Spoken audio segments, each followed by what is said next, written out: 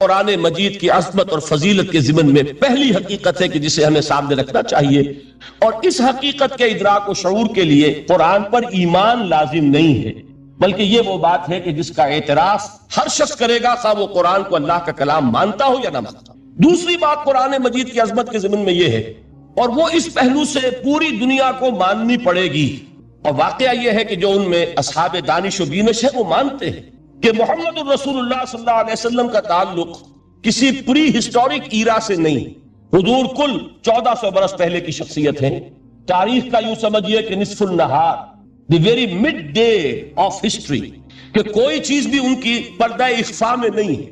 اور حضور صلی اللہ علیہ وسلم کی یہ بات ہر شخص مانے گا کہ آپ نے تاریخ انسانی کا ایک عظیم ترین انقلاب برپا کیا۔ اس دور میں آپ کے علم میں ہوگا، ابھی کچھ 6-7 سال پہلے امریکہ میں ایک کتاب شائع ہوئی، دی 100، ڈاکٹر مائیکل ہارٹ اس کے مصنف ہیں۔ مشاہیر عالم کے موضوع پر اس سے پہلے بھی دنیا میں بہت کتابیں لکھی گئیں، بڑے انسان، بڑی شخصیتیں، ان کے چھوٹے چھوٹے لائف سکیچ، لیکن یہ کہ یہ کتاب اس اعتبار سے بڑی یونیک ہے، منفرد ہے، کہ انہوں نے 100 افراد کا انتخاب کیا، پوری انسانی تاریخ کی عظیم ترین 100 شخصیتیں، گریڈیشن کی، ان میں ایک درجہ بندی قائم کی۔ یہ 100 تو ہیں عظیم ترین پوری نوع انسانی میں، ان میں عظیم ترین کون ہے، پھر نمبر 2 کون ہے، پھر نمبر 3 کون ہے۔ یہی وجہ ہے کہ انہوں نے تاریخی اعتبار سے مرتب نہیں کیا، کرونالوجیکل آرڈر میں نہیں، بلکہ اس ترتیب سے کہ جو عظیم ترین انسان ہے اس کے نزدیک نمبر 1 پر اس کو لائے، پھر نمبر 2 پر جو ان کے بعد ہے۔ اور آپ کے علم میں یہ بات ہوگی کہ وہ ڈاکٹر مائیکل ہارٹ دی 100 میں نمبر 1 پر لائے محمد الرسول اللہ صلی اللہ علیہ وسلم، اور انہوں نے یہ کہا کہ بہت سے لوگ میری اس تصنیف میں نمبر 1 پر محمد کا ذکر دیکھ کر صلی اللہ علیہ وسلم حیران ہوں گے، اس لیے کہ ظاہر ہے وہ مسلمان نہیں، وہ تو عیسائی ہیں، حال بھی عیسائی ہیں۔ انہوں نے کہا کہ اس میں مجھے لازماً I owe an explanation، مجھے اس کی وضاحت کرنی پڑے گی، اور اس کی جو دلیل اس نے دی ہے وہ اس شخص کی ذہانت کی بہت بڑی عکاسی کرنے والی شے ہے۔ کہتے ہیں this is because he is the only person، یہ the only کو انڈرلائن کر دیجئے اپنے ذہن میں، واحد شخصیت ہے پوری نسل انسانی کی، supremely successful in both the religious and the secular fields، کہ زندگی کے یہ 2 خانے جو آج کے انسان نے اپنے ذہن میں قائم کر لیے ہیں، ایک خانے کو وہ کہتے ہیں یہ مذہبی خانہ، یہ انفرادی ہے، عقائد ہیں، عبادات ہیں، کچھ سوشل کسٹمز ہیں، اگر کوئی فوت ہو جائے گا تو کیا کریں گے، اسے دفن کریں گے، جلائیں گے، کیا کریں گے، پیدائش ہے، اسے سیلیبریٹ کس طرح کریں گے، یہ سوشل کسٹمز ہے۔ تو دنیا میں یہ مانا جاتا ہے کہ یہ تو ہے ریلیجس اور پرائیویٹ افیئر ہے زندگی کا، اور ایک ہے سیاست، معیشت، تمدن، قانون، عدالت، سیاسی نظام، معاشی نظام وغیرہ، یہ سیکولر فیلڈ ہے، اس میں کسی مذہب کی بات نہیں ہونی چاہیے، بلکہ یہ کہ جو بھی کسی ملک کے رہنے والوں کی اکثریت کی رائے ہو اس کے مطابق کام چلنا چاہیے۔ یہ ان کا ذہن ہے، ہمارا نہیں، معاذ اللہ۔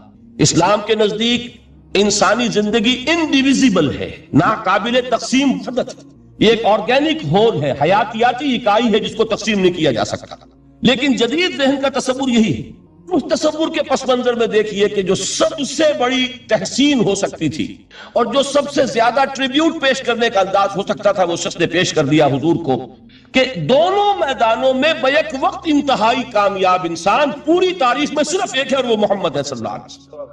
اس لیے کہ جتنی بڑی شخصیتیں اور نظر آتی ہیں وہ یکرخی ہیں، یا ادھر عظیم ہے یا ادھر عظیم ہے۔ جو ادھر عظمت کی حامل ہے دین میں، مذہب میں، اخلاق میں، روحانیت میں، جیسے حضرت مسیح خود یا گوتم بدھ، ان کا سیاست میں اس میں کوئی دخل نہیں، کوئی انقلاب برپا نہیں کیا، کوئی نئی حکومت قائم نہیں کی، تو وہاں انہیں 0 دینا پڑتا ہے۔ اور اس کے برعکس سکندر اعظم ہے، اٹیلا ہے، چنگیز ہے، ہٹلر کو بھی چاہے تو شامل کر لیں، جس کی فتوحات جو ہے وہ جنگل کی آگ کی طرح پھیلی ہیں، کوئی مشرق سے مغرب تک پہنچ گیا، کوئی مغرب سے مشرق تک چلا آیا۔ ہٹلر کہاں آپ کو سکندر اعظم کہاں سے چلا، مقدونیہ سے دریائے بیاس تک پہنچا، اور ادھر سے چنگیز ادھر سے گیا وہاں تک پہنچا ہے، اٹیلا جو ہے سینٹرل ایشیا سے اور یورپ کے میدانوں تک پہنچا ہے۔ لیکن مذہب اور اخلاق کے میدان میں انہیں صرف 0 دینے سے کام نہیں چلتا، کوئی مائنس ویلیو معین کرنی پڑتی۔ یہ ہے دنیا کی عظیم ترین شخصیتوں کا حال۔ ایک شخصیت ایسی ہے محمد کی صلی اللہ علیہ وسلم کہ ان کے بارے میں یہ کہنا مشکل ہو جائے گا کہ ان کی زیادہ عظمت جو ہے وہ مذہبی میدان میں ہے یا زیادہ عظمت جو ہے وہ سیاسی اور ملکی میدان میں۔ ایک نئی تہذیب، ایک نیا تمدن، ایک نیا طرز حکومت، ایک نیا نظام معیشت، ایک نیا سماجی اور معاشرتی نظام، ایک نیا قانون فوجداری، ایک نیا قانون دیوانی، زندگی کے ہر اعتبار سے ایک انقلاب برپا کیا ہے۔ یہ ہے محمد الرسول اللہ کا وہ کارنامہ جس کو کہ غیر مسلم بھی تسلیم کرنے پر مجبور ہے۔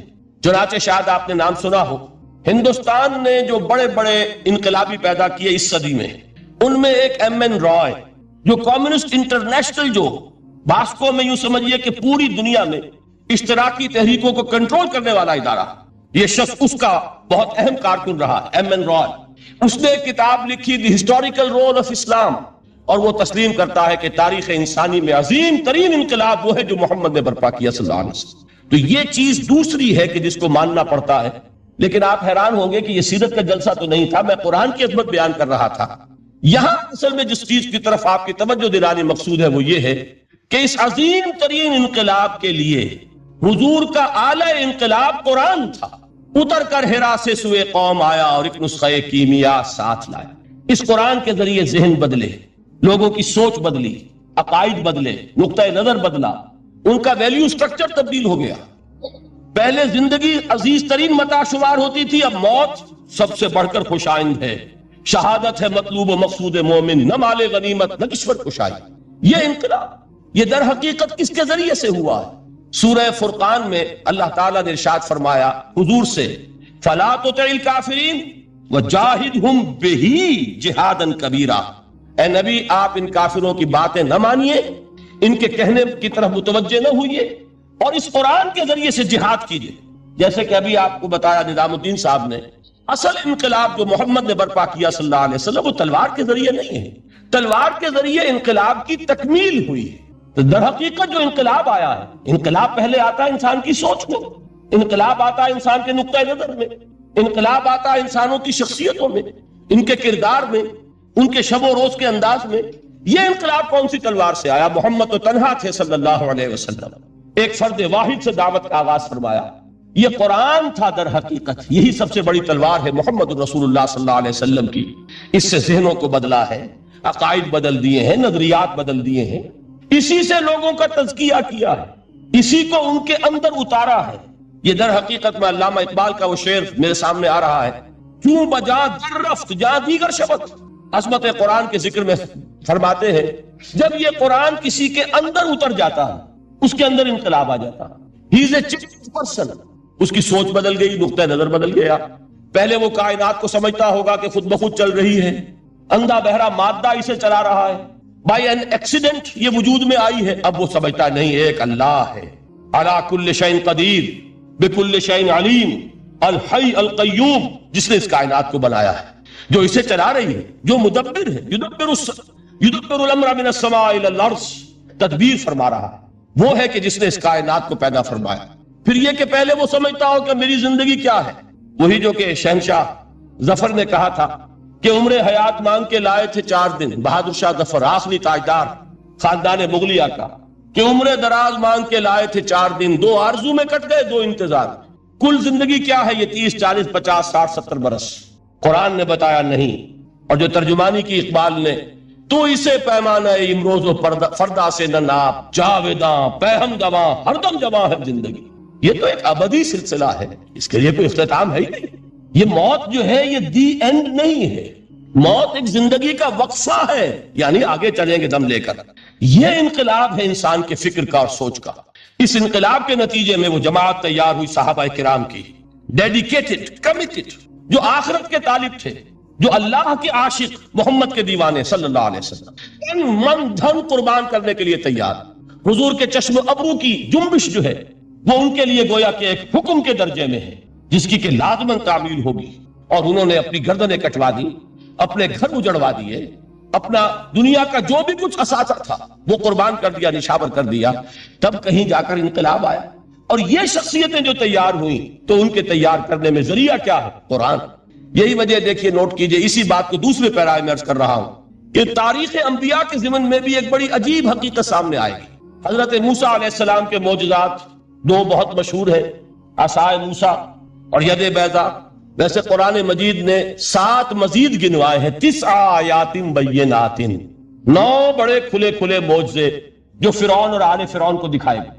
پھر آپ کو معلوم ہے کہ اسی عصا کی ضرب سے سمندر کا پھٹ جانا، اسی عصا کی ضرب سے ایک چٹان سے 12 چشموں کا پھوٹ بہنا، اور پھر یہ کہ من و سلوہ کا نزول ہے اور غمام ہے صحرا کے اندر جہاں کوئی چیز سائے کے لیے نہیں ہے، ان کے اوپر ابر کا سایہ کیا جا رہا ہے. یہ سارے معجزے آپ کو نظر آ رہے ہیں. اسی طریقے سے حضرت مسیح علیہ السلام کیسے کیسے معجزے. مردہ کو کہا قم باذن اللہ، کھڑا ہو گیا. گارے سے بنایا ایک پرندے کی شکل اور اس میں پھونک ماری اور اڑتا ہوا پرندہ ہو گیا. یعنی یہ کہ احیاء موتا اور خلق حیات یہ آخری معجزے ہو سکتے ہیں، اس لیے کہ یہ خالص اللہ تعالیٰ کے افعال ہیں. لیکن ذرا اس کانٹیکسٹ میں دیکھیے محمد کا معجزہ کیا ہے صلی اللہ علیہ وسلم. قرآن مجید جن لوگوں نے پڑھا ہے اور سمجھ کر پڑھا ہے، ترجموں سے پڑھا ہے یا ویسے وہ عربی زبان سے واقف ہے، ان کو معلوم ہے کہ قرآن بار بار کہتا ہے محمد کا معجزہ. یوں تو بے شمار واقعات ہوں گے لیکن اصل معجزہ صرف اور صرف قرآن. کسی کو پیش کیا گیا کہ یہی ہے، آؤ مقابلہ کر لو. اصل میں معجزہ کہتے کسے؟ معجزہ کے معنی عاجز کر دینے والی شے. یوں تو اولیاء اللہ جو ہیں ہم ان کی کرامات کے قائل ہیں. اللہ تعالیٰ اپنے کسی نیک بندے کے مقام اور مرتبے کے اظہار کے لیے کسی وقت کوئی ایسی چیز ظاہر کر دے جو قانون طبیعی کے خلاف، تو یہ کرامات اولیاء حق ہے. اور اس درجے کی جو ظاہر بات ہے کہ جب اولیاء کے لیے کرامات ہے تو انبیاء کے لیے تو بہت ہوں گی. اصل معجزہ کسے کہتے ہیں؟ جسے کوئی نبی چیلنج کے ساتھ پیش کرتا ہے کہ یہ ہے میری رسالت کا ثبوت، آؤ مقابلہ کر لو. حضرت موسیٰ علیہ السلام کے جو اصل معجزے تھے وہ 2 تھے. ایک عصا جس کا کہ مقابلہ کیا آپ کو معلوم ہے کہ فرعون نے تمام جو جادوگر تھے پورے مملکت کے انہیں جمع کیا اور مقابلہ کیا. تو جس چیز کو کہ پیش کیا جائے چیلنج کے ساتھ کہ آؤ تو مقابلہ کر لو، وہ اصل معجزہ ہوتا ہے اس نبی اور رسول. تو حضور صلی اللہ علیہ وسلم کا اصل معجزہ، یعنی معجزات آپ یہ مغالطے میں مبتلا نہ ہو، میں بقیہ معجزات کی نفی نہیں کر رہا، یہ واقعات اپنی جگہ حق ہیں کہ حضور کو پتھر سلام کرتے تھے. حضور صلی اللہ علیہ وسلم جس کھجور کے تنے کے ساتھ ٹیک لگا کر خطبہ دیا کرتے تھے، جبکہ ابھی مسجد نبی میں ممبر نہیں بنا تھا. جب تعداد زیادہ ہو گئی مسلمانوں کی اور ضرورت محسوس ہوئی کہ ذرا بلند مقام پر کھڑے ہو کر آپ خطبہ ارشاد فرمائیں، تو پھر وہ ممبر بنا کر رکھا گیا.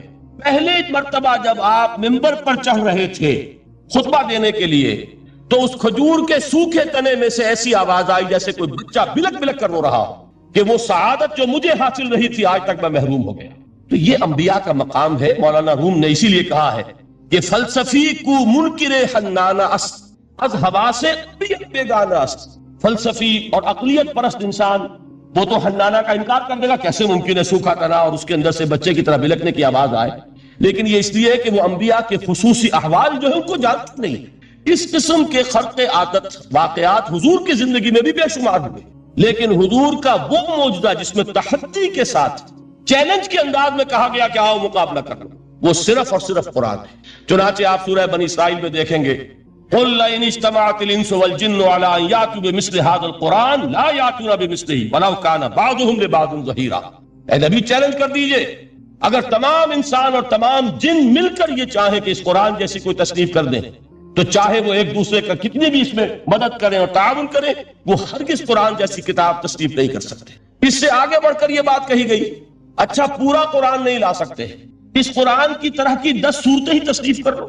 جب اس کا بھی جواب نہیں دیا گیا تو جسے کہتے ہیں برسبیل تنزل، اور پنجابی میں کہتا ہے کہ برے کو گھر تک پہنچانا، وہ برے کو گھر تک پہنچانے کے لیے فرمایا ایک صورت ہی بنا لاؤ. یہ سورہ ہود میں اور سورہ یونس میں یہ مضمون آیا، اور پھر سورہ بقرہ میں ہجرت کے بعد جو پہلی سورت نازل ہوئی اس میں پھر اس کو دہرا دیا گیا. وَإِن كُنتُمْ فِي رَيْبٍ مِّمَّا نَزَّلْنَا عَلَىٰ عَبْدِنَا فَأْتُوا بِسُورَةٍ مِّن مِّثْلِهِ وَادْعُوا شُهَدَاءَكُم مِّن دُونِ اللَّهِ إِن كُنتُمْ صَادِقِينَ. کہ اگر تمہیں کوئی شک ہے اس کتاب کے بارے میں جو ہم نے نازل فرمائی ہے، شک کیا ہوگا؟ شک اسی بات میں ہوگا کہ شاید یہ محمد کا اپنا کلام ہے صلی اللہ علیہ وسلم، یا کوئی اور انسان ہے جو انہیں سکھا پڑھا رہا ہے. اگر تمہیں اس نوعیت کا کوئی شک ہے تو اس جیسی ایک سورت بنا لاؤ. فاتو بسورۃ من مثلہ، اور نوٹ کیجئے گا سورۃ العصر بھی سورت ہے، سورۃ الکوثر بھی سورت ہے. 3 آیات بھی اگر ایسی تم تصنیف کر کے لے آؤ تب تو تمہیں کچھ شک کرنے کا حق حاصل ہوگا. اور اگر نہیں کر سکتے تو جان لو فَإِن لَمْ تَفْعَلُوا وَلَن تَفْعَلُوا، پھر اگر تم ایسا نہ کر سکو اور ہرگز نہیں کر سکو گے. ذرا چیلنج کا انداز دیکھیے کہ ہرگز نہیں کر سکو گے فاتقوا النار التي وقودها الناس والحجارہ، ڈرو اس آگ سے جس کا ایندھن بنیں گے انسان اور پتھر۔ اب اس بات کو سمجھیے کہ تاریخی حقیقت ہے جس کا کوئی کافر انکار نہیں کر سکتا کہ وہ کوئی شخص اس چیلنج کو قبول کرنے کی جرات نہیں کر سکا۔ اگر جھوٹ موٹ کو بھی کوئی کھڑا ہو جاتا اور کہتا کہ ٹھیک ہے میں نے یہ ایک صورت بنائی ہے اور میرا دعویٰ یہ ہے کہ یہ قرآن جیسی ہے، تو ایک کنٹروورسی تو پیدا ہو جاتی نا۔ کچھ لوگ چاہے کہتے کہ نہیں یہ قرآن کے سطح کی نہیں ہے، لیکن یہ کہ اس کا دعویٰ تو ہو جاتا۔ لیکن تاریخ یہ بتا رہی ہے کہ سرے سے کسی شخص نے اس کی جرات نہیں کی، اس درجے وہ قرآن سے مرعوب ہوئے۔ تو حضور کا سب سے بڑا معجزہ جو آج تک زندہ ہے، اس کو ذہن میں رکھیے، میں نے جو حضرت موسیٰ حضرت عیسیٰ کے معجزات گنوائے ہیں وہ در حقیقت ان کی اپنی ذات کے ساتھ تھے۔ ید بیضا موسیٰ کے ساتھ تھا، عصا معجزہ اس وقت تھا جب موسیٰ کے ہاتھ میں تھا، اس کے بعد کئی سو برس تک وہ صندوق سکینہ جو ہے، تابوت سکینہ، اس میں وہ عصا رکھا رہا، لیکن اب وہ معجزہ نہیں تھا، وہ سوکھی لکڑی تھی، اس کے سوا کچھ نہیں۔ تو تمام انبیاء اور رسول کے معجزے ختم ہو گئے، وہ ان کی ذات کے ساتھ تھے۔ محمد رسول اللہ کی رسالت دائمی ہے تا قیام قیامت، لہذا معجزہ بھی آپ کا دائمی ہے، وہ معجزہ آج بھی موجود ہے۔ البتہ میں ادھر ضرور توجہ دلاؤں گا کہ قرآن مجید کے اعجاز کے تین پہلو ہیں۔ پہلا پہلو، اور زیادہ تر اسی کی طرف توجہ زیادہ ہوئی ہے، وہ ہے قرآن کی فصاحت، بلاغت، ادبیت، اس کی چاشنی۔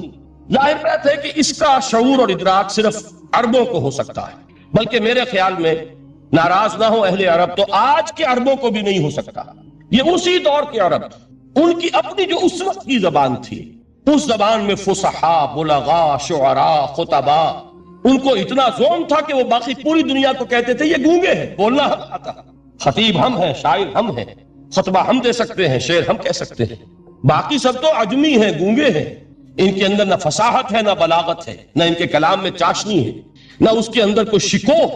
یہ دعویٰ جنہیں تھا، جب ان کے منہ بند ہو گئے قرآن کو سننے کے بعد کہ اس کلام کا کوئی مقابلہ ممکن نہیں ہے، جو ان کے سبع معلقہ کے شعراء میں سے آخری شاعر وہ ایمان لے آئے، اس کے بعد جب ان سے کہا گیا کہ اب آپ شعر نہیں کہتے، حضرت عمر نے ایک مرتبہ ان سے سوال کیا کیا بات ہے، اب آپ نے شعر کہنے چھوڑ دیے؟ تو ان کا جواب یہ تھا اب بعد القرآن، کیا قرآن کے بعد بھی اس کا امکان ہے کہ کوئی شخص اپنی فصاحت اور بلاغت کا کوئی اظہار کرنا چاہے؟ یہ تو فصاحت اور بلاغت کی ایک معراج ہے کہ جس تک کہ اب کسی انسان کی رسائی ممکن نہیں۔ تو فصاحت اور بلاغت جو ہے قرآن کی اور اس کی ادبیت، در حقیقت اس کا ادراک تو ہو سکتا ہے صرف اہل زبان کو۔ ہم لوگ جو ترجموں سے پڑھتے ہیں، چاہے کتنی ہی گرامر پڑھ لیں، کتنی صرف و نحو پڑھ لیں، واقعہ یہ ہے کہ وہ جو ایک ہوتا ہے نفس پر جب انگلی آتی ہے تو جو ایک آپ کو فیل ہوتی ہے، وہ فیل ہم جو عجمی لوگ ہیں جن کی مادری زبان عربی نہیں ہے، وہ قرآن مجید کی فصاحت اور بلاغت کو اس طور سے نہیں سمجھ سکتے جیسے کہ اہل زبان سمجھ سکتے ہیں، اور خاص طور پر جیسے کہ اس زمانے کے اہل زبان نے سمجھا۔ آج چونکہ عربی زبان ویسے تو جو اس کی فصیح لینگویج ہے وہ جو کی تو اپنی اصل پر قائم ہے، اور وہ اسی قرآن کے طفیل اور قرآن کے صدقے قائم ہے، ورنہ دنیا میں کوئی دوسری زبان نہیں ہے کہ جو 1500 برس تک اتنی پیور رہ جائے، اس میں تبدیلی آتی۔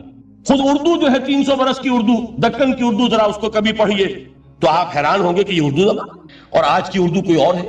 یہ صرف 200-250 برس کے اندر یہ انقلاب اردو میں ہو چکا ہے۔ عربی زبان 1500 برس سے وہ قائم ہے اپنے اسی جگہ پر، اور وہ صرف قرآن کا اعجاز اور قرآن کا صدقہ ہے، لیکن باقی جو اصل میں بولی جانے والی زبانیں ہیں وہ بہت بدل چکی ہیں۔ لہذا تمام اہل عرب کے لیے بھی اب قرآن کے اس پہلو کو صحیح طور پر سمجھنا ممکن نہیں۔ قرآن کی جو اعجاز کے 2 پہلو ہیں، وہ ہے در حقیقت جو میری اور آپ کی توجہ کے خاص طور پر در حقیقت حقدار ہیں، اور ہمیں ان کی طرف توجہ کرنی چاہیے۔ بدقسمتی سے اس کی طرف عام طور پر علماء نے توجہ نہیں کی، اس کی صرف ادبیت ہی کا چرچا ہوتا ہے۔ اصل میں قرآن مجید علم انسانی کی معراج، فکر، فلسفہ، حکمت، قرآن کی ابدی حکمت، قرآن کا ابدی فلسفہ، قرآن انسانی مسائل کا جو حل دیتا، قرآن نے سوشل سائنسز میں جس طریقے سے رہنمائی کی ہے، یہ 2 پہلو ہیں اس کے اعجاز کے، جس کی کہ آج ہمیں ضرورت ہے کہ ہم اس کا شعور اور ادراک حاصل کریں۔ اس کے ضمن میں میں خاص طور پر علامہ اقبال کا نام لینا چاہتا ہوں۔ میرے نزدیک اس دور میں قرآن مجید کے اس اعجاز اور اس کے ایک معجزہ ہونے کے لیے سب سے بڑی دلیل علامہ اقبال کی شخصیت ہے۔ وجہ کیا ہے کہ علامہ اقبال علماء کے طبقے میں سے نہیں تھے۔ ظاہر بات ہے کہ جن کا پورا جو ہے جن کی زندگی گزرتی ہو قال اللہ و قال الرسول میں، ان کے دلوں میں عظمت قرآن کی، ان کے دلوں میں حضور کی محبت، یہ تو سمجھیے کہ ہونی ہی چاہیے، ان کے شب و روز اسی میں گزرتے ہیں۔ لیکن یہ کہ ایک ایسا شخص جس کی تعلیم ہے کالجوں کی، یونیورسٹیوں کی، جس نے مشرق اور مغرب کے فلسفے کھنگال ڈالے، وہ شخص، اور وہ بھی اس دور میں جبکہ ہم پر مغرب سے مروبیت بہت شدید تھی۔ آج تو وہ مروبیت بہت کم ہو چکی ہے۔ آج تو ہمارا عام نوجوان جو ہے وہ آنکھوں میں آنکھیں ڈال کر بات کرتا، اس میں خود اعتمادی ہے۔ ہمارا بھی اپنا ایک معاشی نظام ہے، ہمارا اپنا ایک سیاسی نظام ہے، ہمارا ایک اپنا سماجی نظام ہے، ہماری اپنی سوشل ویلیوز ہیں۔ آج کا نوجوان الحمدللہ احیاء اسلام کی وہ جد و جہد جو ہے وہ مرحلہ در مرحلہ بہرحال آگے بڑھ رہی ہے۔ وقت لگے گا، لیکن یہ کہ اس میں یقیناً ترقی ہوئی ہے۔ اسی کا مظہر یہ ہے کہ خود اعتمادی ہے۔ We have confidence۔ ہم جانتے ہیں کہ اسلام ایک دین ہے، مکمل دین ہے، اس کے پاس زندگی کے تمام مسائل کا حل ہے۔ لیکن یہ ہے آج 1985 کی بات۔ علامہ اقبال اس صدی کے آغاز میں گئے ہیں یورپ، جبکہ ہم محکوم تھے انگریز کے، ایک حاکم قوم کے ہاں جا کر۔ اس سے مروبیت کتنی شدید اس وقت تھی، جو جاتا تھا اکثر و بیشتر جو ہے واپس آتا تھا تو کھڑے ہو کر پیشاب کرنا ضروری سمجھتا تھا، اس لیے کہ اس نے وہاں پر لوگوں کو یہی کرتے دیکھا۔ ان کا لباس، ان کی وضاقت، ان کی تہذیب، ان کا تمدن، ہر طرح سے ان کے گن گاتا ہوا، ان کے لیے وہ بہت قصیدے جو ہیں تعریف کے کہتا ہوا آتا تھا۔ لیکن ایک علامہ اقبال کی شخصیت وہ ہے کہ وہ یہ خود کہتے ہیں کہ میں اس آگ میں ڈالا گیا ہوں مثل خلیل، مغربی تہذیب کے اس الاؤ میں مجھے اس طرح ڈالا اللہ نے جیسے کہ حضرت ابراہیم کو آگ میں ڈلوایا۔ میں اس تہذیب کے اس الاؤ کے اندر سے ہو کر آ رہا ہوں، اور میں نے یہ دیکھ لیا ہے کہ یہ تہذیب کھوکھلی ہے، اس کے اندر کوئی پائیداری نہیں ہے، نظر کو خیرہ کرتی ہے تب چمک تہذیب حاضر کی، یہ صناعی مگر جھوٹے نگوں کی ریزہ کاری ہے۔ اور دیار مغرب کے رہنے والوں، خدا کی بستی دکان نہیں ہے، سرا جسے تم سمجھ رہے ہو وہ اب ذرے کا معیار ہوگا۔ تمہاری تہذیب اپنے خنجر سے آپ ہی خودکشی کرے گی، جو شاخ نازک پہ آشیانہ بنے گا ناپائیدار ہوگا۔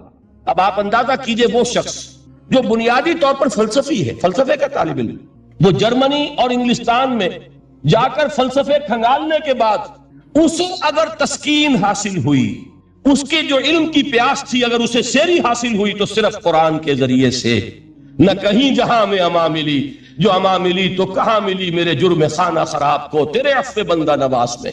یہ وہ شخص ہے، آخری زندگی میں ان کا کام صرف ایک رہ گیا تھا، قرآن کی تلاوت۔ بڑے بڑے فلسفی ملنے آتے تھے علامہ اقبال سے ملنے، وہ سمجھتے تھے بڑی لائبریری ہوگی، جیسے بڑے وکیل اس کی لائبریری آپ کو معلوم ہے کتنی جلدیں رکھی ہوگی، خوبصورت جلدیں بنی ہوئی، ایسے ہی کوئی بڑا فلسفی، بڑا پروفیسر، اس کی سٹڈی، اس کی کتابیں بڑی مرغوب کن ہونی چاہیے۔ لیکن علامہ اقبال کے ہاں سب کتابیں اٹھوا دی تھی انہوں نے، صرف ایک کتاب رہ گئی، اور سید نذیر نیازی کا نام آپ نے سنا ہوگا۔ انہوں نے جب یہ گواہی دی ہے، یہ واقعہ شاید آپ کے علم میں نہ آیا ہو، یہ بہت اہم واقعہ ہے۔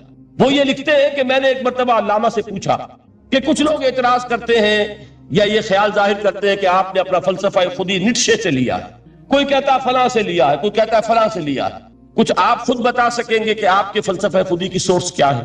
تو علامہ نے کہا کہ اچھا کل فلاں وقت آ جانا تو میں تمہیں لکھوا دوں گا، ڈکٹیٹ کرا دوں۔ تو سید نذیر نیازی کہتے ہیں کہ میں بہت خوش ہوا کہ یہ سعادت میرے حصے میں آ رہی ہے کہ علامہ اقبال خود مجھے تحریر کرائیں گے کہ میرے فلسفے کی سورس کیا ہے، میں نے کہاں سے اخذ کیا۔ دوسرے روز وہ گئے، حاضر ہوئے، بڑے ہی ارمانوں کے ساتھ پینسل اور کاپی لے کر بیٹھے۔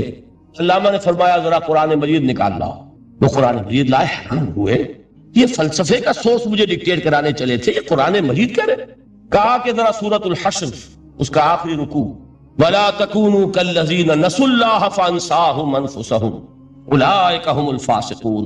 اے لوگوں، ان لوگوں کے مانند نہ ہو جانا جنہوں نے اللہ کو بھلا دیا تو اللہ نے انہیں اپنی خودی سے غافل کر دیا، اپنے آپ سے بیگانہ بنا دیا، یہی ہیں لوگ جو فاسق ہیں۔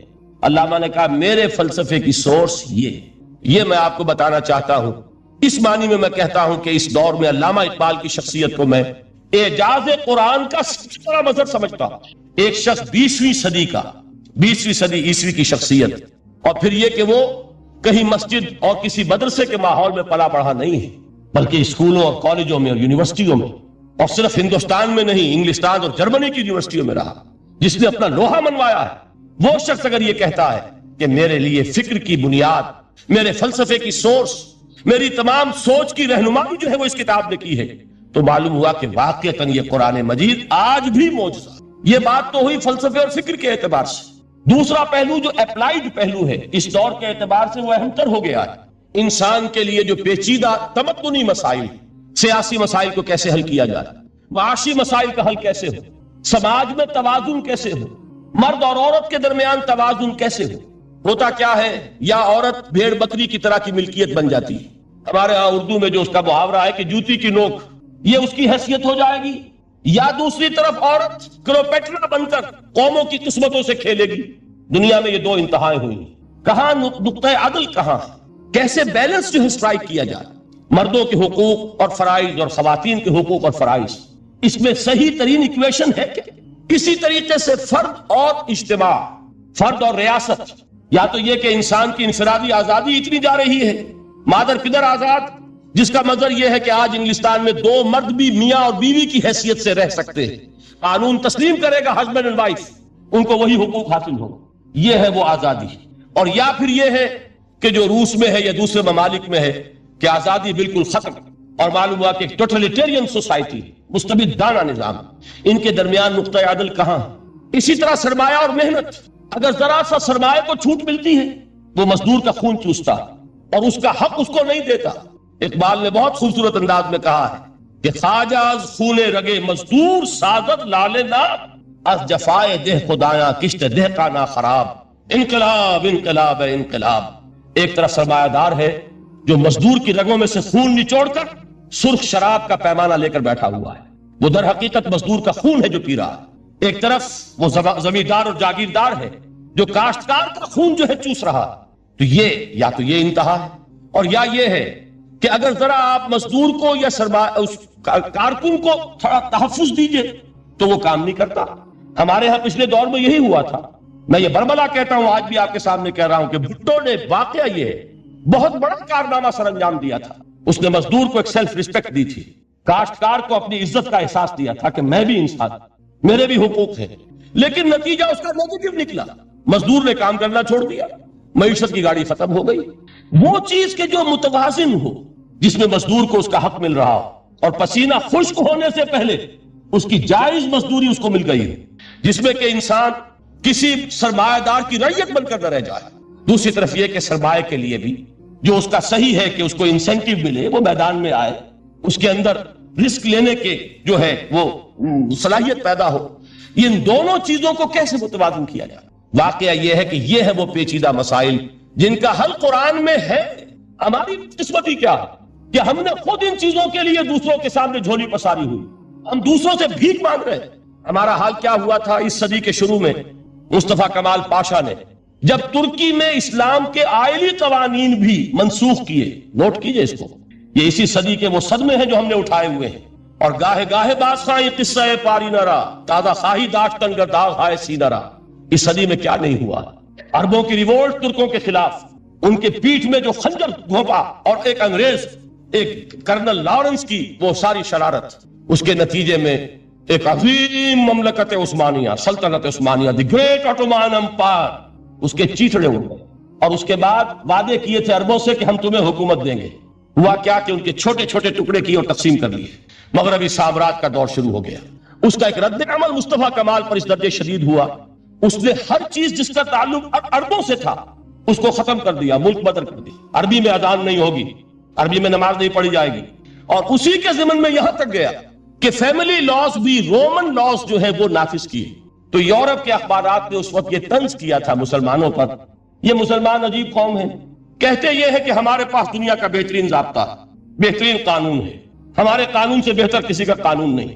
اور حال یہ ہے کہ فیملی لاز کے لیے بھی یہ ہم سے بھیک مانگ رہے ہیں، ہم سے وہ قوانین لے کر اپنے ہاں نافذ کر رہے ہیں۔ آج بدقسمتی سے اکثر و بیشتر مسلمان ممالک کا حال یہی ہے، آج ہم ان سے بھیک مانگ رہے ہیں، کہیں جمہوریت کی بھیک ہے، کہیں سوشلزم کی بھیک ہے، کہیں کسی اور سماجی نظام کی بھیک ہے، کہیں مرد اور عورت کی کامل مساوات کا ایک نظریہ ہے، شانہ بشانہ چلنے والا فلسفہ ہے، جو خالص مغرب کی تہذیب کی ایک بھیک ہے جو مانگی جا رہی ہے۔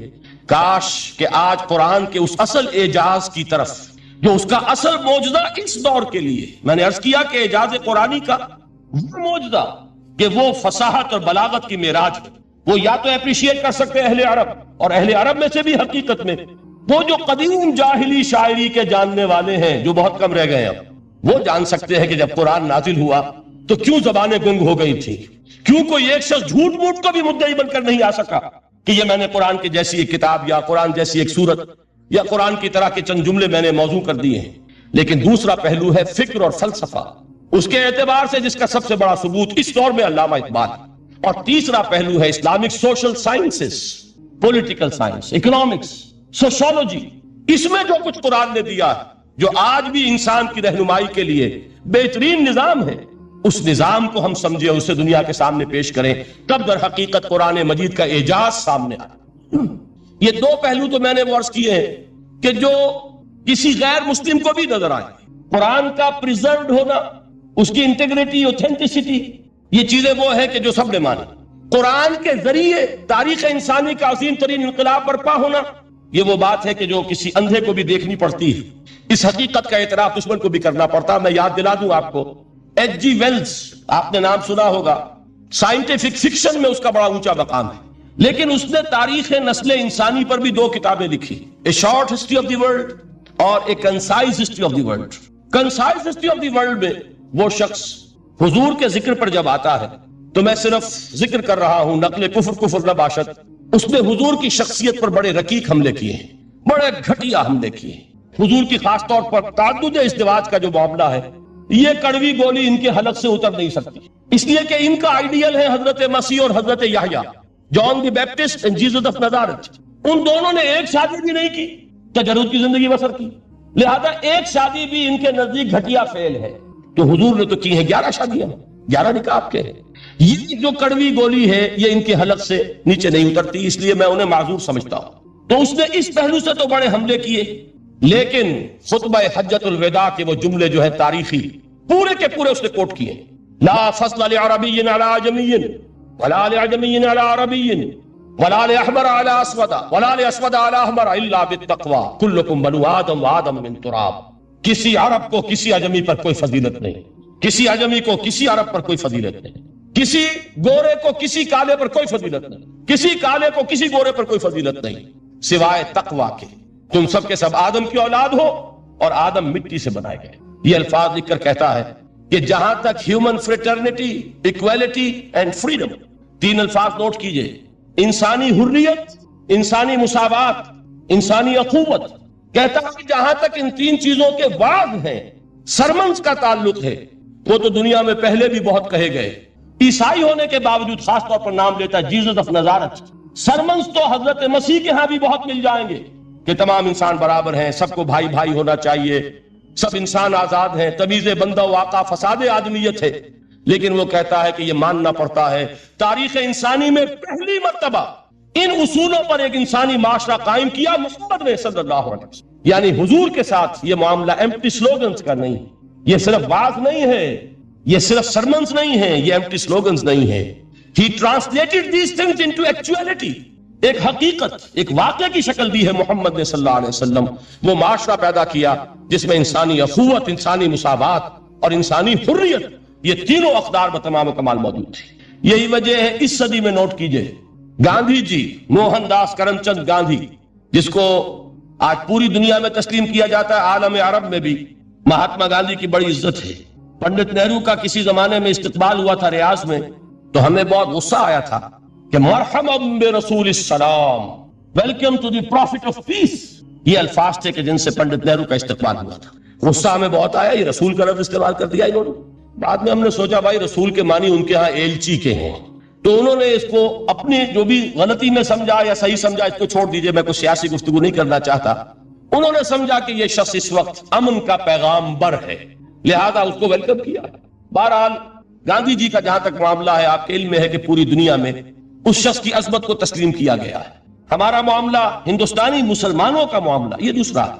وہ تو آپ کو معلوم ہے کہ جوتا جسے کاٹتا ہے اسے پتا چلتا ہے کہ یہ جوتی کاٹ رہی ہے، ورنہ دیکھنے والے کو پتا چلے گا بڑا خوبصورت جوتا ہے، بڑا عمدہ جوتا ہے، کوئی اس میں خرابی نہیں ہے، لیکن جسے وہ پنچ کر رہی ہے اسے پتا ہے کہ یہ ہے کیا۔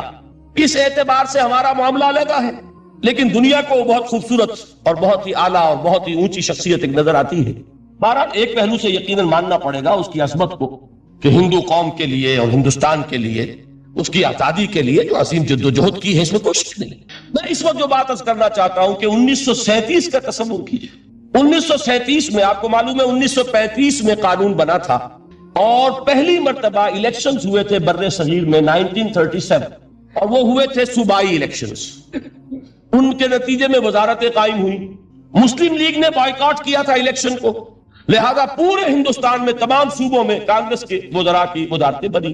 ہریجن اخبار میں ایک مقالہ لکھا تھا گاندھی جی نے اس وقت، جس میں کہ ان کانگریسی وزراء کے سامنے نصیحت کے انداز میں یہ بات رکھی تھی کہ آج جب کہ آپ لوگوں کو اختیار مل رہا ہے اور حکومت، یہ پہلی انسٹالمنٹ تھی جو انگریزوں نے دی تھی ہمیں، سیلف رول یا ہوم رول کی پہلی انسٹالمنٹ تھی، تو جو بھی تمہیں اختیارات مل رہے ہیں اس میں میں تمہارے سامنے حضرت ابو بکر اور حضرت عمر کی مثال رکھ رہا ہوں۔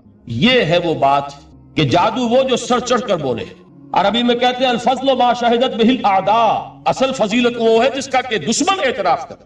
مہاتما گاندھی اگر اعتراف کر رہا ہے کہ تاریخ انسانی کی عظیم ترین شخصیتیں حکومت کی سطح پر وہ ابو بکر اور عمر ہیں، تو ابو بکر اور عمر کس درخت کے پھل ہیں؟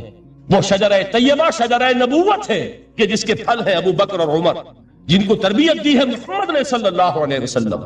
تو معلوم ہوا کہ یہ چیزیں وہ ہیں کہ جس کا لوہا آج دنیا مان رہی ہے، لہذا ہمیں قرآن مجید کے اعجاز کے پہلو سے ان اعتبارات سے خود بھی توجہ کرنی چاہیے اور دنیا کو بھی ادھر متوجہ کرنا چاہیے۔ اب میں تبرکاً 3 مقامات سے میں نے آیات پڑھی ہیں قرآن مجید کی عظمت کا وہ ادراک اور شعور جو ہمیں ہو سکتا۔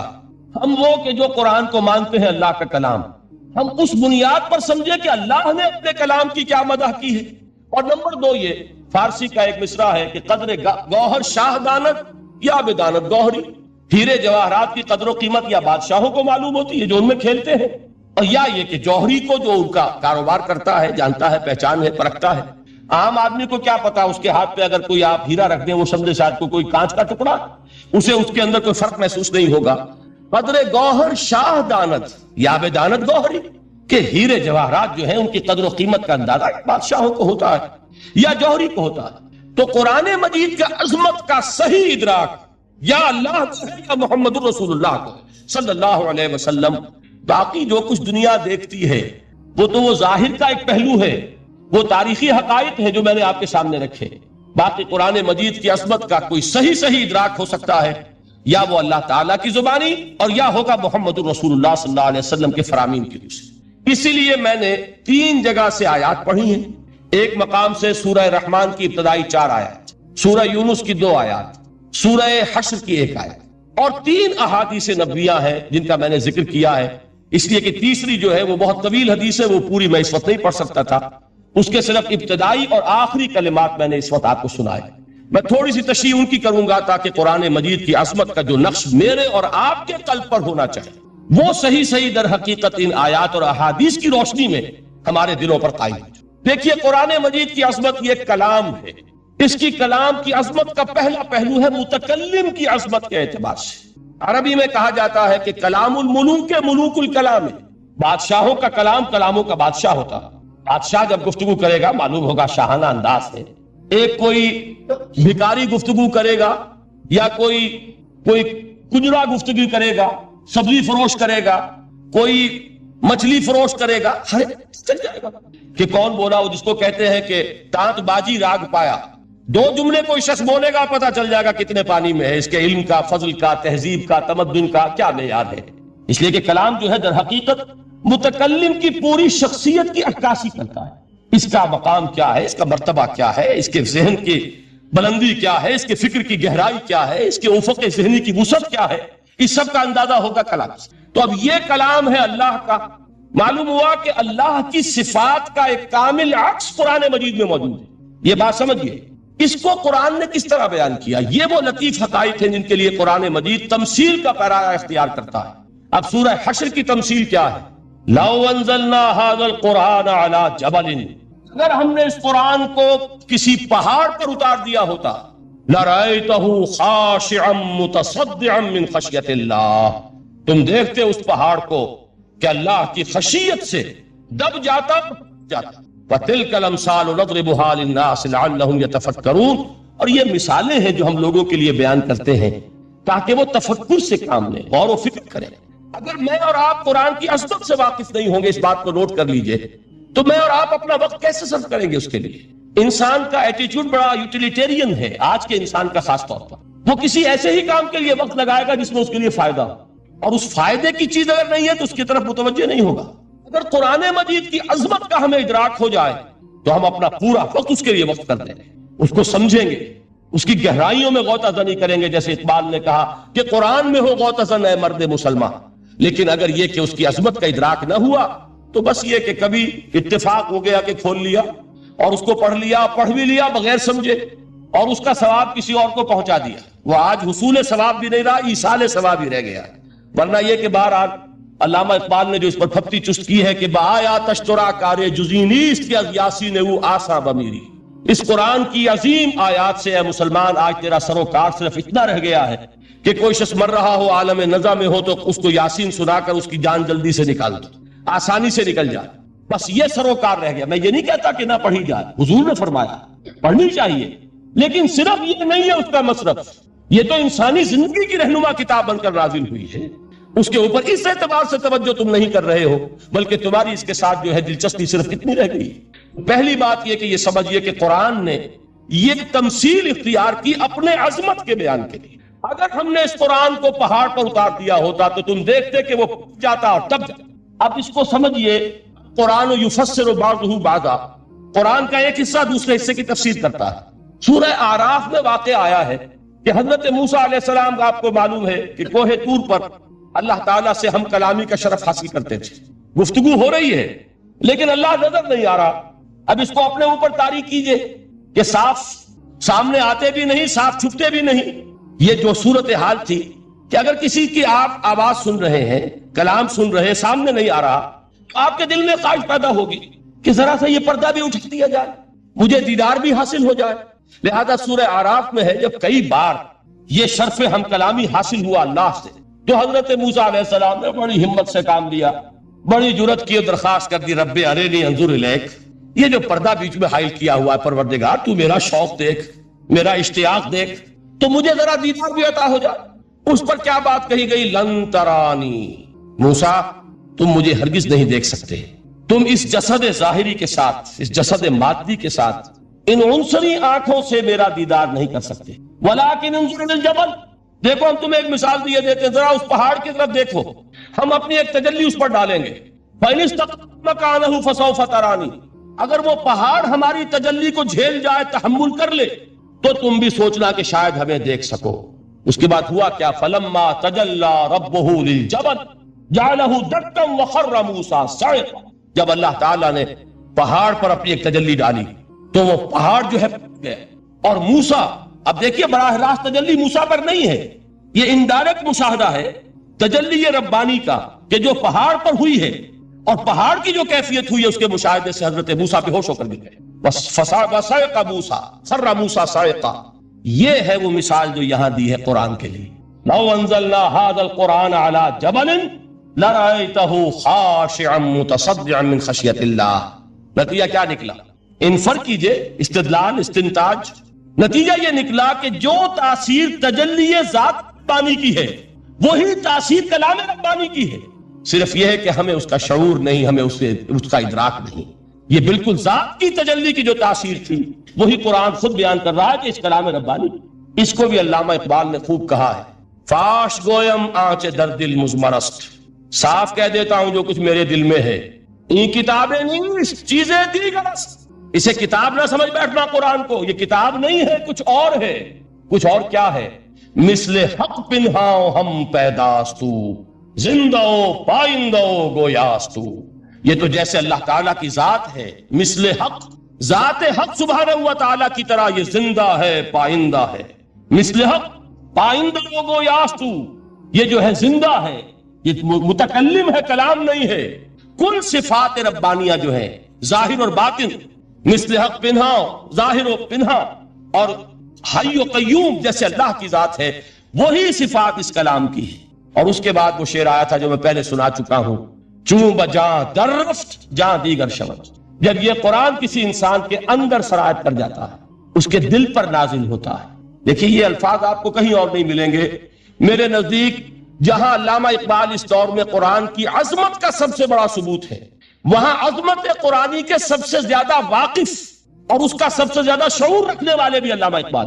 یہ الفاظ آپ کو کہیں نہیں مل سکیں گے کہ مثل حق پنہاؤ ہم پیداستو، زندہ و پائندہ و گویاستو، چون بجاں در رفت جہاں دیگر شود، جہاں چو دیگر شد جہاں دیگر شود۔ جب یہ انسانوں کے اندر سرایت کر جاتا ہے، ان کے اندر ایک انقلاب آ جاتا ہے، اور یہ اندر کا انقلاب ہے جو ایک عالمی انقلاب کا پیش خیمہ بنتا ہے۔ آپ آرڈیننس کے ذریعے سے نمازیں پڑھوائیں گے تو پھر نماز وہی پڑھی جائے گی جو آفس ٹائم میں آئے گی، باقی اور کیوں پڑھیں گے؟ وہ تو آرڈیننس کے ذریعے سے پڑھائی جا رہی ہے نا۔ اس کا حشر تو وہ ہوگا جو ہمارے ہاں دیکھ چکا ہے۔ اور اس وقت بھی، اس زمانے میں نے یہ سنا ایک جگہ کہ کلاس 4 امپلائیز جو ہیں، وہ شروع میں جب آرڈیننس نافذ ہوا تھا ہمارے ہاں تو دفتروں میں بڑا اہتمام ہوا، آفیسرز نے خاص طور پر بڑے اہتمام سے ظہر کی نماز پڑھنی شروع کی۔ لیکن مجھے بتایا گیا کہ کلاس 4 امپلائیز جو ہیں ہمارے، یہ ڈرائیورز ہیں، پیئنز ہیں، یہ کھڑے ہنستے رہتے ہیں، شریک نہیں ہوتے۔ میں نے ان سے کہا وہ اس لیے کہ انہیں معلوم ہے کہ آپ بھی تو یہی پڑھ رہے ہیں صرف نماز، باقی آپ کے ڈرائیور سے اور آپ کے خانسامہ سے یہ بات چھپی ہوئی نہیں ہے کہ عصر آپ نے بھی نہیں پڑھنی، یہ صرف زور ہے جو آپ پڑھ رہے ہیں۔ تو یہ اصل میں اندر کا انقلاب جب تک نہ آئے، باہر ٹھونسا ہوا انقلاب، وہ تو جب پریشر ہٹ جائے گا تبدیلی ختم ہو جائے گا۔ چون بجاں در رفت جہاں دیگر شود، اندر انقلاب آئے، جب اندر تبدیلی ہو جائے گی اب انسان کا پورا وجود بدلے گا، پھر اس کے اندر سے تبدیلی جو ہے وہ ابھرے گی، اسے کسی خارجی دباؤ کی ضرورت نہیں ہوگی۔ جہاں تو دیگر شد جہاں دیگر شود، اور جب انسانی شخصیتوں کے اندر یہ انقلاب اندر سے آتا ہے تو پھر وہ عالمی انقلاب بنتا ہے۔ جیسے کہ محمد رسول اللہ کا انقلاب، واقعہ یہ ہے کہ اگر جوئش کانسپیریسی، عبداللہ ابن سبا کی سازش اگر کامیاب نہ ہو گئی ہوتی اور مسلمانوں کے اندر آپس کا اختلاف اور سرپٹول نہ ہو جاتا، جو حضرت عثمان کی شہادت، پھر حضرت علی کی شہادت رضی اللہ تعالی عنہما، اور حضرت علی کی دوران خلافت یہ آپس کے جو جنگیں ہوئی، جنگ جمل، جنگ صفین، جنگ نہروان، اگر یہ نہ ہوئی ہوتی تو جس سپیڈ کے ساتھ اور رفتار کے ساتھ انقلاب محمدی کی توسیع ہو رہی تھی علی صاحب الصلاۃ والسلام، کوئی طاقت دنیا میں نہیں تھی۔ اقبال نے اس کا بھی نقشہ کھینچا ہے کہ تھمتا نہ تھا کسی سے سیل رواں ہمارا، وہ سیل رواں تھا، کوئی روکنے والا نہیں۔ انٹرنل سیبوٹاج وہ ہے کہ جس نے اس انقلاب کا راستہ روکا۔ تو واقعہ یہ ہے کہ وہ اندرونی انقلاب حضور نے برپا کیا قرآن کے ذریعے صحابہ میں، اندر سے جو انقلاب تھا اس نے عرب میں ایک انقلاب کی شکل اختیار کی، اور یہ انقلاب جو ہے اتنی اپنے اندر قوت رکھتا تھا، اتنی پوٹینشیلٹی تھی اس کی کہ وہ 20 برس کے اندر کہاں آکسس دریائے جیہوں، کہاں اٹلانٹک، تصور تو تاریخ میں اس سے پہلے اتنی بڑی کوئی مملکت قائم ہوئی نہیں، کہاں یمن اور کہاں ایشیائے کوچک، ایشیا مائنر، ٹرکی، یہاں سے وہاں اور وہاں سے یہاں، اتنی عظیم مملکت حضرت عثمان رضی اللہ تعالیٰ عنہ کے خلافت میں ہو چکی تھی۔ یہ بات اگر یہ چلتا معاملہ آگے تو کوئی قوت اب نہیں رہی تھی، سلطنت روما ختم ہو چکی تھی، سلطنت کسریٰ ختم ہو چکی تھی، پرختے اڑ گئے تھے، کون سی طاقت رہ گئی تھی جو سیلاب کا راستہ روکتی؟ یہ وہ یہودی سازش ہے جس نے اندر سے سیبوٹاج کیا۔ بہرحال یہ ہے انقلاب محمدی کا طریقہ، اندر سے تبدیلی۔ اسی کو علامہ اقبال نے کہا ہے، تیرے ضمیر پہ جب تک نہ ہو نزول کتاب، گرہ کشا ہے نہ راضی نہ صاحب کشاف۔ یہ قرآن اب بھی تم ایسے محسوس کرو کہ جیسے تمہارے دل پر نازل ہو رہا ہے۔ اور مجھے یاد آیا امام ابن قیم رحمت اللہ علیہ، ان کا ایک بڑا پیارا جملہ، وہ کہتے ہیں قرآن کے بعض پڑھنے والے ایسے ہیں کہ جب وہ قرآن کو پڑھتے ہیں تو یوں محسوس کرتے ہیں کہ قرآن مصحف میں لکھا ہوا نہیں ہے، ان کے اپنے دل کے اوپر کندہ، دل کے اوپر سے پڑھ رہے ہیں، یعنی اتنی کامل مطابقت وہ محسوس کرتے ہیں، اپنی فطرت، ہیومن نیچر اور قرآن کے اندر اتنی مطابقت ہے، اس طرح وہ ٹیلی کرتے ہیں ایک دوسرے کے ساتھ کہ محسوس ہوتا ہے کہ وہ کتاب ان صفحات میں لکھی ہوئی نہیں ہے بلکہ لوح قلب پر لکھی ہوئی ہے کہ جہاں سے وہ انسان اسے پڑھ رہا ہے۔ تو پہلی بات تو قرآن مجید کی آیت کے حوالے سے اس پہلو سے ہمارے سامنے آئی کہ جو تاثیر ہے ذات ربانی کی تجلی کی، وہی تاثیر ہے اس قرآن مجید کی، بشرطے کہ ہمارے دل جو ہیں وہ کچھ اپنے اندر اس استعداد اور صلاحیت کو پیدا کریں۔ دوسرا مقام ہے سورہ یونس کا۔ اب کسی کلام کی عظمت کا دوسرا پہلو ہو سکتا ہے اس کی افادیت کے اعتبار سے، اس سے فائدہ کیا ہوگا نوع انسانی کے لیے۔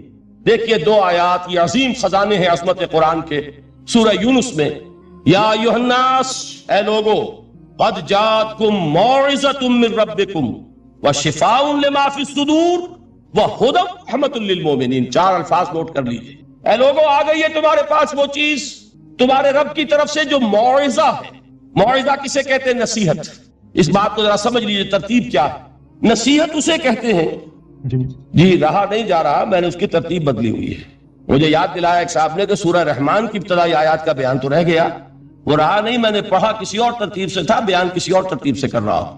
پڑھنے میں 4 2 اور 1، اور اب جو میں بیان کر رہا ہوں پہلے 1 آیت سورہ حشر کی جو بیان کی، اب 2 آیات ہیں سورہ یونس کی. لوگوں تمہارے پاس آ گئی ہے تمہارے رب کی طرف سے موعظت، اور تمہارے سینوں کے اندر جو روگ ہیں ان کے لیے علاج. توجہ کیجئے گا، ہم نے قرآن کو کیا سمجھا ہے؟ صرف ایک مقدس کتاب، ایک حصول ثواب یا ایصال ثواب کا آلہ. قرآن ہے کیا؟ نمبر 1 موعظہ. موعظہ کسے کہتے ہیں؟ وعظ اسے کہتے ہیں وہ بات جس سے دل نرم ہو جائے، دل کے اندر گداز پیدا کرنے والی شے. وجہ کیا ہے؟ اعلیٰ سے اعلیٰ حکیمانہ بات کسی سے کہی جائے، دل سخت ہے، اثر نہیں ہوگا، ایک ٹیسٹ آ جاتا ہے انسان کے دل کے اوپر. جیسے کہ یہود کے علماء کے بارے میں فرمایا گیا ثم قست قلوبكم فهي كالحجارة او اشد قسوة وان من الحجارة لما يتفجر منه الانهار وان منها لما يهبط من خشية الله وان منها لما يشقق فيخرج منه الماء. لوگوں پھر تمہارے دل سخت ہوتے چلے گئے، پھر وہ پتھروں کے مانند سخت ہو گئے، بلکہ ان سے بھی زیادہ سخت، اس لیے کہ پتھروں میں تو وہ بھی ہوتے ہیں کہ جو اللہ کے خوف سے گر جاتے ہیں، پتھروں میں وہ بھی ہوتے ہیں کہ جو اللہ کی خشیت سے پھٹ جاتے ہیں، ان میں سے پانی بہ نکلتا ہے. پتھر تو اس طرح کے ہیں، لیکن انسان کا دل جب سخت ہو جائے، جب پتھر بن جائے، تو کوئی شے دنیا کی اس کی سختی کا مقابلہ نہیں کر سکتی. پہلے اس سختی کو نرم کریں گے. جیسے زمین ہے چٹیل زمین، اس زمین کے اندر ہل چلے گا تو بارش جو ہے فائدہ دے گی. اس کو آپ زمین کو نرم کرتے ہیں تاکہ وہ بارش کو جذب کرے، ورنہ چٹیل زمین ہے سخت، وہ پانی بہ جائے گا اور وہ زمین کے اندر جذب نہیں ہوگا. تو پہلا لفظ استعمال کیا موعظہ. یہ قرآن واعظ ہے، نصیحت ہے، دلوں کو نرم کرتا ہے. دلوں پر جو کرفٹ آ گیا ہے سخت، اسے توڑتا، اس میں ہل چلاتا ہے. پھر کیا کرتا ہے؟ پھر جب یہ جذب ہوتا ہے، شفاء لما فی الصدور، جو سینے کے روگ ہیں ان کے لیے شفا ہے. اب آپ غور کیجئے گا، علامہ اقبال نے انہی 2 اعتبارات سے مسلمانوں کا مرثیہ کہا.